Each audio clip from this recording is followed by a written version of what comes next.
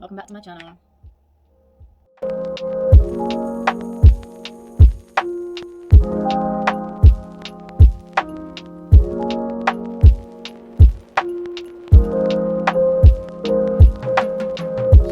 If you're here, then hi, welcome back to my channel, Peaches Petite.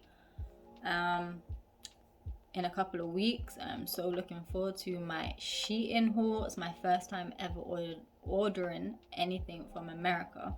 Been wanting to do it for a long time. I just do not have patience, so I don't like waiting. But I've gone ahead and done it, and I can't wait.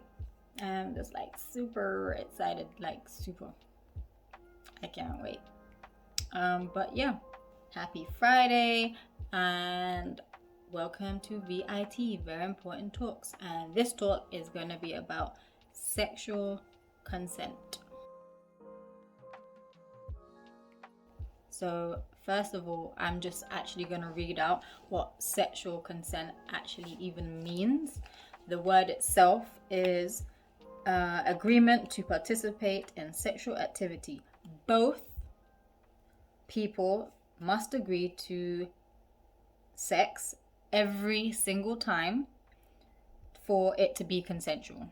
So without consent, sexual activity, including oral sex and genital touching and vaginal or anal penetration, is sexual assault or rape.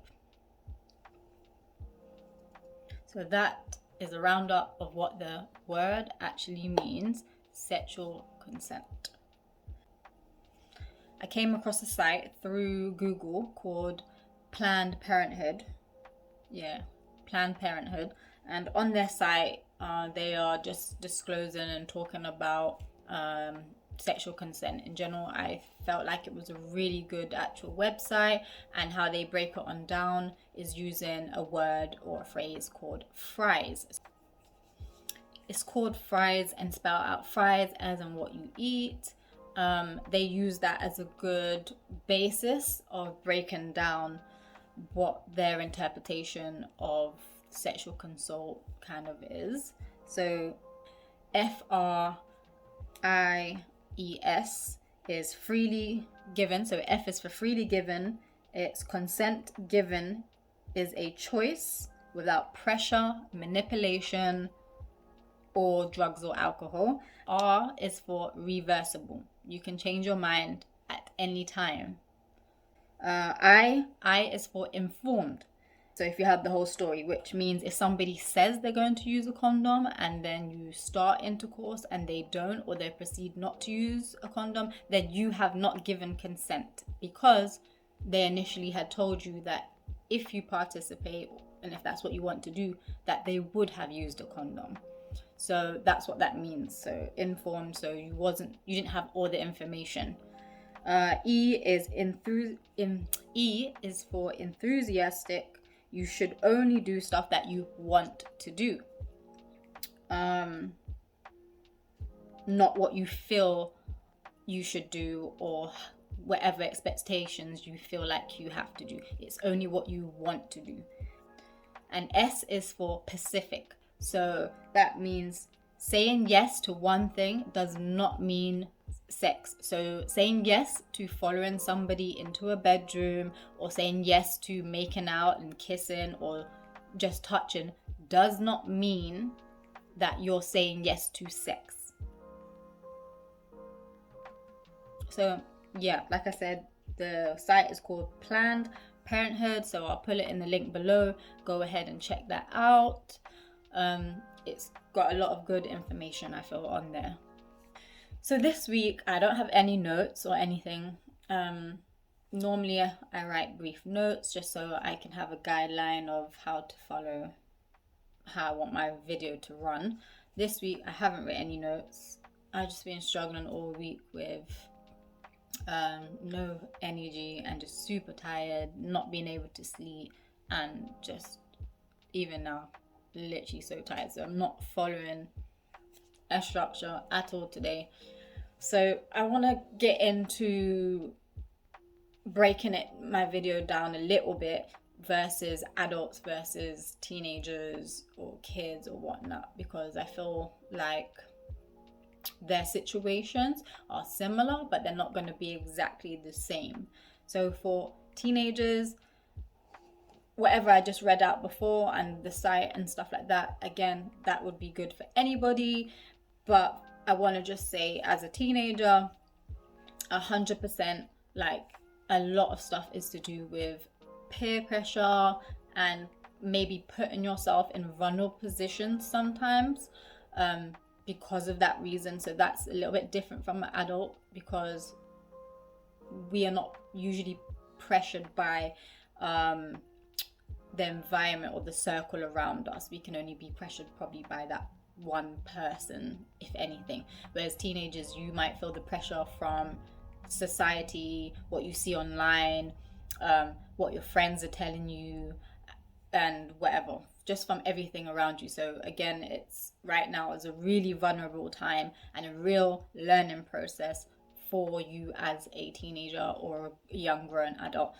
So I would say, yes, try your hardest not to be pressured or look at other people or where their level is at when they're ready to participate in sex or intercourse.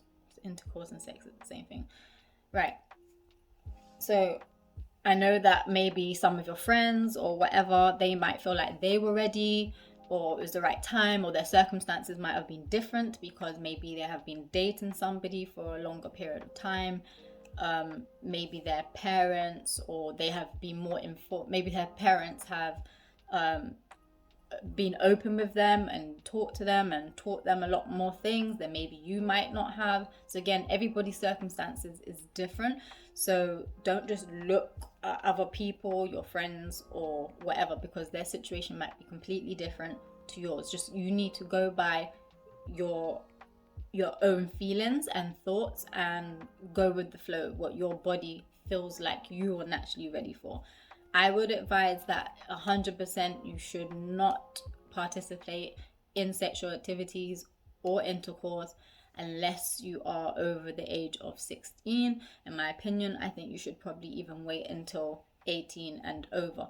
Sex is not just about physically doing something. It's something that is emotional as well. It's something that you can be emotionally connected to, and then your first sexual activities or experiences, especially if they are not good, can really damage you, and you can carry that throughout the rest of your life, and that can actually have an effect on how you then go on to build other relationships or how you view or see sex, and that might lead into you just continuously not enjoying or not having the pleasurable sex that it should actually be when you are an adult. So as a teenager or teenagers, I would advise to move at your own pace. Do what you feel like you are ready for, and take it at whatever step that you feel like your body can handle or is ready for. So just because your friend has done something or whatever, male or female, it doesn't mean that your body is ready for that or that's what you want to do. So don't let that type of peer pressure get on top of you. Also, online stuff, just looking at videos or pictures or whatever, again, do what you feel is right for yourself. Don't be copying anything and anybody out here, and especially not on social media. Don't meet anybody off of social media if you do not know them, if you do not have a personal connection. So it's not a friend of a friend, or you haven't met them before, or they don't go to your school. I really advise and suggest that you do not go and meet anybody that you have not met before or that you just do not know, because you don't know them. You don't know their backstory. You don't know how they're raised, how they're brought up. You don't know even if they're the age that they say that they are, and you basically just don't know, and there's no backstory. if you kind of know somebody through a friend or somebody, there's connections. So there's people around you that can advise you on whether they're a good person or not, or whether they are who they say they are. As a teenager, I advise that you do not go to anybody's house alone. Always take somebody with you. If you feel like that is not the direction you're trying to go in and that's not what you want to do, then you shouldn't be going to anybody's house by yourself, or like as a group. If it's a group of males, a female, you should not by yourself be going into that environment, because you're just really making yourself vulnerable, and you don't know what's going to happen when you get there. And sometimes when you get into certain situations, you might feel pressured or worried, or you might just be so scared about what is about to happen or what might happen that you just feel trapped. So you're too scared to even speak, or to even say no, or even to say how you really feel, or to say this is not what I want to do. So you might find yourself participating or doing things or having things done to you that you really just don't want to do, or you might be outnumbered. So if you say no, you might not be heard or listened to. So I really advise you, just please do not go into an environment where you are by yourself as a teenager. Also, for teenagers, I do not advise that you date or really get to know anybody that is not in your age range, because first of all, if an older person is trying to pursue you or trying to date you or trying to get you to participate in sexual activities, then they are grooming you. They are a pedophile.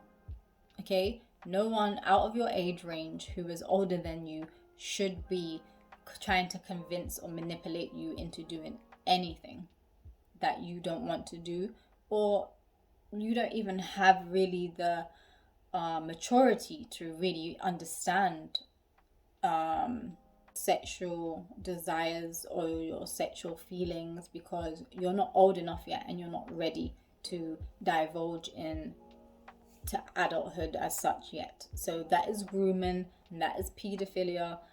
It is wrong.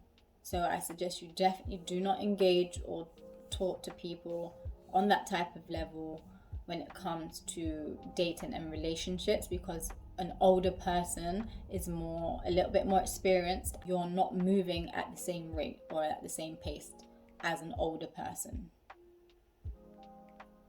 And again, if an older person is grooming you, I suggest that you tell somebody, an older family relative or something, so that can get shut down, so that person can be removed from your life altogether. Okay, and as a male or female, if you're home alone, again, we're in a pandemic right now, so a whole different situation. But when things do get back to normal and you do find yourself alone, or this home alone and my parents are out of business, again, just try and be safe. If that's not what you want to do not go into bedrooms or anything like that. Try and stay out in the open, and just make it very clear. Like, I know it's hard sometimes to speak up, but just say it straight, say it loud, and say no. If that's not what you want to do, you can say no. You can say no whenever, even if you're kissing, even if you're touching. If at any stage it's something that you do not want to continue to do, say no. Okay, you can say no. If you want them to leave, go to the front door, open the door, and you stand at that door until they have left. Or you go to a neighbor, or you call a parent, or you call a friend and tell them that you're feeling unsafe, or that you don't want this person in the house anymore, or it's not something that you want to follow through. Just ask for help. If they're not leaving, call the police if you have to get them removed. Don't stay in that situation because you are scared, because it can only get worse and go downhill from there. If this is somebody that you have lost your virginity to, even if this is somebody that you've actually took part in oral sex before, or actually had sex before, if this is the second or third time or whatever it is, and again, it's something that you just don't want to do right now, you don't want to do today, or you don't want to do ever again, then you say it. Speak up and say no. Say, I don't want to do it. You must make it very clear that it's just not what you want to do. And it does not give somebody the right to pressure you or persuade or convince or to continue, especially because if they think that you've done it before, that they think they own you or they have a right over your body. They don't. It's your body, you have control, and it is yours, nobody else's. So you have a right to say no or to say stop at any time.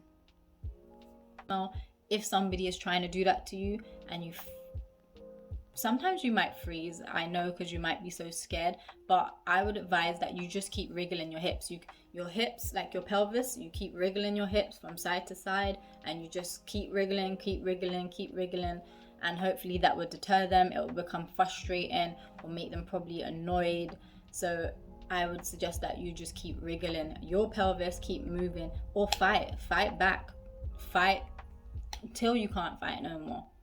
It does not give somebody the right to take control of your body when it does not belong to them. You own it. If something like this has ever happened to you, don't ever feel ashamed. It is wrong, and don't ever feel scared to tell somebody. I know that some people might not be that close to their parents, but hopefully that you are. So I would advise that you really, really please tell somebody. Please tell a really close friend, somebody you trust, or even one of their parents. If you have a friend who has parents who are quite open, or you feel really comfortable around, tell them, or tell any family member. Tell somebody, because it's really important that sexual victims of rape or assault, if you keep it a secret, you don't want to obviously ever be put in that situation again, and you definitely don't want nobody else to be in that situation. So you need to tell somebody so that person can take accountability for their actions and be dealt with accordingly, because they will continue to probably do that again. If they've done it to you, if they've got away with it, they're just going to keep doing it. And sometimes, because there's no repercussions to their actions, they might not even know or even think that they're doing anything wrong. They might just have the whole wrong idea that this is just how it goes down. So you need to tell somebody if something like this has happened to you. Now, that's for teenagers. I will be now getting on to kind of the adult section of things. First and foremost, let's just start with, if you're in a relationship, if you are married, if you've been in a long-term relationship, if you're just dating somebody, if you've had sex with somebody before, and you are not in the mood, or you don't want to, or you're unwell, and you say no to sex or sexual activities, but your partner continues, then that is sexual assault, and it's also abuse, and it is definitely rape if you're saying no continuously, or if you're pushing or trying to fight back and they're still continuing to do that. If you are in a relationship, and if you are married, if you are in a long-term committed relationship and your partner does that to you, that is sexual assault, abuse, or rape. It's still the same thing. And I know it's a hard pill to swallow, because the person that you care about, the person that you love, the person that you've known for a long period of time, and that should be protecting you, and you should trust them. So it's really hard to even believe that somebody that you care about so much could actually do something so hurtful to yourself. So I know it's a really hard one, or you might not see it in that way at the time, or you might think that you shouldn't seek help or tell anybody because you're worried, or sometimes you just cannot believe that somebody who's supposed to care about you and take care of you would actually harm you in this type of way. It's not nice. I'm pretty sure if you have been sexually assaulted or raped, it's an unpleasant feeling altogether, emotionally and physically. Physically, it's painful. Physically, it hurts. Because your muscles are tense, and they're not as, because your muscles are tense. Normally, if obviously you're willingly partaking, your endorphins and the pleasurable feelings will naturally make your body just muscles loose. Whereas obviously if you're fighting against something or you're not happy about something, your body naturally becomes tense. So then everything is just tight and tense, and then everything is being forced and pushed and pressured beyond what it should actually be. And it should be pleasurable, not painful, and it shouldn't be feel like you have to do something. You should not feel like you have to do something. If you don't want to do it, then you should not have to. Like I said, doesn't matter if you're married, if you've been in a long-term relationship, this is still your body, not theirs. They might see it that way sometimes, but it isn't. It's your body. If you're finding that this is happening on a regular occurrence, you are in a domestic violence abuse relationship, and you need help, you need support, and you should not be with that person. Doesn't matter how long you've been with them, doesn't matter how you feel towards them. It's not about how you feel and how much you love and care or protect that person. It's about how they're treating you, and that's not right and it's wrong. And again, they need to take accountability for their actions, and something does need to be done about it. And especially you need to be removed from that environment, because then it's unsafe for you. It's unsafe because you do not want to be going to bed at night or be getting unchanged or creaming or going in the shower and feeling scared every time you do that. You should not feel scared to be in your own bed or your own home or have anxiety about when your partner comes back in. You need to seek help to protect yourself, because if they are sexually assaulting you or raping you, they most probably obviously are physically harming you in other ways, and it's just not a safe environment for yourself. And when it comes to dating or meeting people for the first time, again, sometimes you can feel a lot of pressure, even pressure on yourself, to want to be a cool, chilled, relaxed person. And you don't want them to think that you're uptight or you're not here to have fun. But fun doesn't always mean actually participating in intercourse or sexual activities. So again, if it's really not something you want to do, you shouldn't do it. Definitely when you're dating, you always should tell somebody where you are. Never go and meet somebody or go to somebody's house without anybody knowing where you are, or keeping in regular contact with a close family member or friend, just so you can hopefully be a little bit more safe. And that's for male and females, because obviously being sexually assaulted or rape doesn't just happen to women, happens to men too. If you have started to participate in sexual activity or intercourse, and you get halfway through and you change your mind, it is okay to do so. To say stop, say no, or ask them to get off, or say no more. And if they don't, it's okay. You scream, you yell, you kick, you punch, you wriggle your hips from side to side. As a female, if this is happening to you, I suggest that you see your hips and your pelvis, you tilt it and you wriggle, and you just keep wriggling. Okay, and eventually they will get frustrated, they will get tired, they will get agitated, and hopefully that will deter them from continuing any further.